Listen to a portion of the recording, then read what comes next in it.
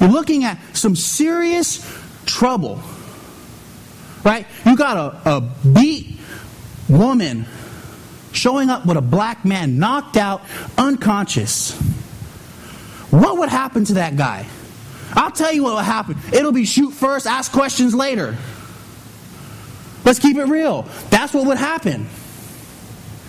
And so that's what the Samaritan is probably thinking right now. Man, I could possibly get killed if I do this. You know, and he takes him into town and he stays the night. Stays the night. Now he's giving time for a mob to come up and get him. I mean, he didn't drop him off at the edge and take off. He took him into town, took him to a hotel, and stayed with him. The next morning he gets up, he gives 2 denarii, right, which is a whole day's worth of pay. Could you imagine that? Whatever you get paid for the day, you see this dude is beat up and broken on the ground, and you give him a whole day of your pay, right? I mean, you're giving a whole lot of money to somebody right there. You don't know this guy from Adam. You don't know anything about him. He might have deserved to get beat up. He might have been asking for it. He might have instigated it. We don't know. But there's still something that drives this guy to give him so much money. And tells the innkeeper, I'll be back. And if there's anything more, I'll pay it when I get back. See, so now we have this Samaritan who really is tough. Tough, probably a bad word. He's brave. Right? He has courage. Because he's going to come back. You don't think that the guy who's beat up is going to start telling people, someone brought me here, and they're going to say it was a Samaritan? You know, and that was a trip. When I thought about the situations that these people were in, the conditions of their situations, it made the Samaritan look totally different. I mean, we're talking about putting your life on the line for somebody you have no idea who they are. Right? So what would you do? There's an episode where 3 white guys are beating up this Hispanic guy. Right? Now, we're talking about a whole different atmosphere. We're talking about you could be hurt if you interfere. What do you do when you see that guy getting beat up? Right? 70% of the people who saw that just walked by.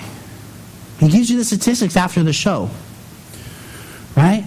9 people called the police. That means less than 25% intervened somehow. Less than 25%. 1 out of 4 people saw a man getting beaten in front of them. They knew his gender. They knew his race. They knew everything about him. And they just walked on by. Right? What would you do? There's an episode where a woman is in a restaurant beaten, right? Bloody, bruised, and her raging boyfriend shows up after her. Pulling her, yelling at her, knocking stuff off the table, telling her she's stupid. Right? And people just kind of sit there and look like, what do I do? Look the other way. Let's leave. You know what I mean? I mean, because there's a fear, right, of what would happen to me. Not what's happening to her, but what could happen to me. I don't know if I want to get involved because I could get hurt. Not, I don't want to get involved because she's definitely being hurt. But just the idea that I could get hurt. You don't know, that guy could back down once you show up. Pastor Mark's a big guy. Hey, that guy like, whoa, okay. You know what I mean? I mean, you never know. But it was just interesting, right, to see how many people wanted to even think about helping. You know, and a thought is a good thing. But if you don't do anything, it's just a thought. You know, and so it's interesting when we look at this passage and think about what these things really look like in our lives. Right? What does it really look like to be the Good Samaritan? What does it look like to be the victim? Right now, let me share this with you. When they would, because the guys, the host of the show is named John Quinones, right? And when something would happen, he'd jump out, whether it was good or bad. And he'd always say, "Why did you do what you did?" The people who helped when someone was in danger were the people who've been there. I know what it felt like to be beaten up like that. I was there before myself, and I wish somebody would have helped me. So every time I see something going down like that, I jump in. You know what I mean? And so it's just there had these people had to have, but everyone else was like, I ain't got nothing to do with that. You know what I mean? There's things for all situations. Me and my wife were sitting there talking about some of them, and there was all kinds of things going on. And it asks you, what would you do? And sometimes there's moral issues that we get challenged with. What would I do morally, right? There's a girl who comes with 16 years old with a prescription for birth control. And the pharmacist is like, I ain't giving this to you. You're 16. And you got to hear all the parents who get pissed off at the pharmacist for not giving her a prescription. She has a prescription. You got to do that. He's like, no, I don't. I answer to a higher authority. And it ain't you. But there were people who really would get upset because this 16-year-old girl was not being given a prescription for birth control. He's like, I'm not going to give you no green light to go have sex.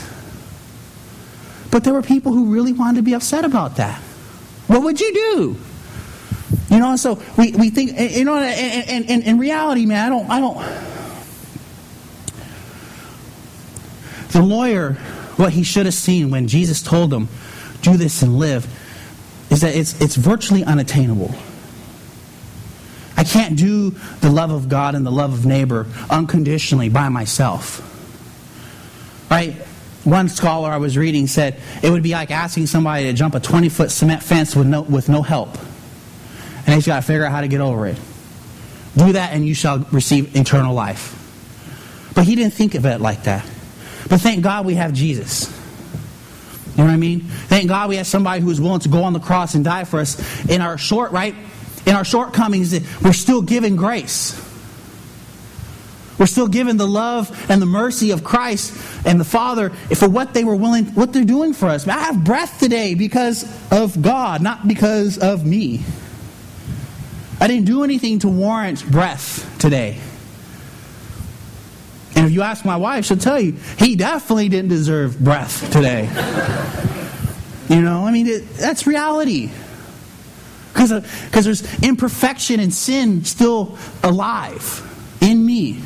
And it causes me to do things that I don't need to be doing, but happen. And thank God for grace.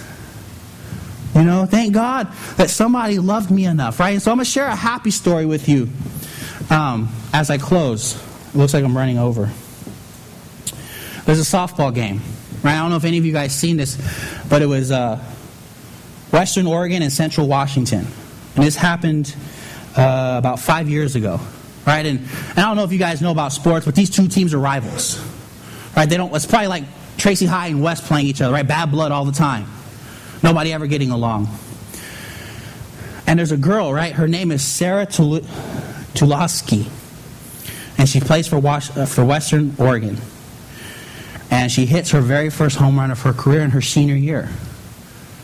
Right? She hits it. Well, I don't know if any of you guys have ever hit a home run or experienced the joy of a home run. It's probably like having a kid, right? Same thing. But she was watching the ball as it was going over the fence, and she touches first base, or she realized she missed first base, and she goes to turn around, and she tears her ACL and falls to the ground halfway. Right? She falls to the ground, and the umpire tells her, if you don't touch home, you're out. If somebody from your team comes out here and touches you, you get a single. You lose your home run. What do you do? I mean, really, like, you got bad blood on the field. You got two teams that dislike each other, and you got this girl laying on the ground hurting. Right? Well, there was two girls, a shortstop and the first baseman. The first baseman's named Mallory Holtman, and she's the career home run leader for that conference. So she knows what it means to hit a home run. She knows the joy of having it done.